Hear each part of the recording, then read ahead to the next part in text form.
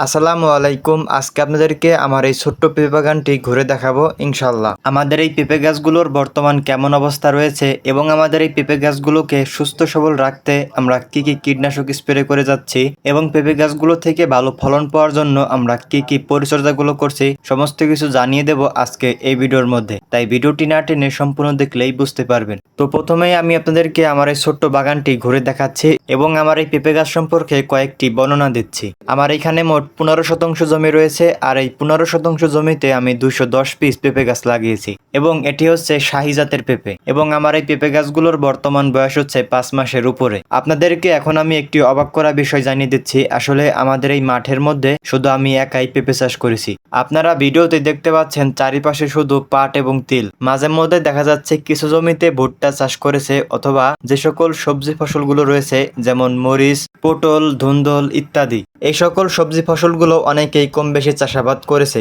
কিন্তু আমি ছাড়া এই পেঁপে চাষ কেউ করেনি। তো যাই হোক, আপনারা যেদিকেই তাকাবেন শুধু সবুজে ঘেরা মাঠ দেখতে পারবেন। যারা গ্রামে বসবাস করে থাকেন তারা শুধু জানেন যে এমন খোলামেলা একটা সবুজে ঘেরা মাঠের মধ্যে হাঁটাটা কতটা আনন্দময়। ভিডিওতে দেখতে পাচ্ছেন আমার পেঁপের জমির পাশে একজন তিল চাষ করেছে। মাশাল্লাহ, তার তিলগুলো অনেক ভালো হয়েছে। তো তিলগুলোর যখন ফুল ফুটবে তখন তিলগুলো দেখতে আরো সুন্দর লাগবে। তো এবার আসি আমাদের এই পেঁপে গাছগুলোতে বর্তমানে কি কি পরিচর্যা করছি এবং পেঁপে গাছগুলোকে সুস্থ সবল রাখতে আমরা কি কি কীটনাশক স্প্রে করছি। তো বেশ কিছুদিন আগে আমাদের এই পেঁপে গাছগুলোতে সার প্রয়োগ করেছি, অর্থাৎ পর্যাপ্ত পরিমাণে জৈব সার আর অল্প কিছু পরিমাণে রাসায়নিক সার আমরা দিয়ে পেঁপে গাছগুলোতে মাটি উঠিয়ে দিয়েছি, অর্থাৎ মাঝখান থেকে পেঁপে গাছের গোড়ায় মাটি উঠিয়ে দিয়েছি। আলহামদুলিল্লাহ, সেই সারগুলো পেঁপে গাছে যখন প্রয়োগ করি তখনই পেঁপে গাছে ফুল চলে এসেছিল আর এখন সেই ফুলগুলো থেকে ফল হয়েছে এবং সেই ফলগুলো ধীরে ধীরে বড় হতে শুরু করেছে। ভালোভাবে পেঁপে গাছগুলোতে পরিচর্যা করলে ইনশাল্লাহ অল্প কিছুদিনের মধ্যে পেঁপেগুলো বিক্রি করার উপযুক্ত হয়ে যাবে।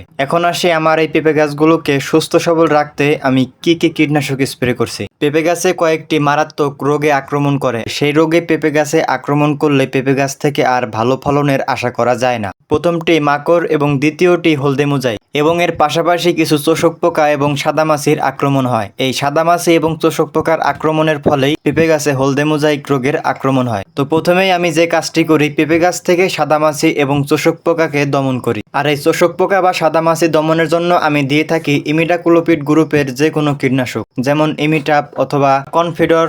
এই সকল ধরনের কীটনাশকগুলি আমি পেঁপে গাছে স্প্রে করে থাকি এবং এর সাথে দিয়ে থাকি ছত্রাকনাশক এবং মাকড়নাশক। ছত্রাকনাশক হিসেবে দেই ম্যানসার এবং মাকড়নাশক হিসেবে দেই বাটিম্যাক। এবং আমার এই পেঁপে গাছগুলোতে এই সকল কীটনাশকগুলি স্প্রে করে থাকি 20 থেকে 25 দিন পর পর অথবা মাসে একবার। পেঁপে গাছের উপর নির্ভর করে এই সমস্ত কীটনাশকগুলি স্প্রে করার। আমি সবসময় চেষ্টা করি আমার এই পেঁপে গাছগুলোতে অল্প পরিমাণে কীটনাশক স্প্রে করার। অতিরিক্ত পরিমাণে কীটনাশক স্প্রে করলে এই পেঁপেগুলো স্বাস্থ্যের জন্য ক্ষতিকর হয়ে দাঁড়াবে। তো এই ছিল আজকের ভিডিও। দেখা হচ্ছে আগামী ভিডিওতে। সবাই ভালো থাকবেন, সুস্থ থাকবেন। আসসালামু আলাইকুম।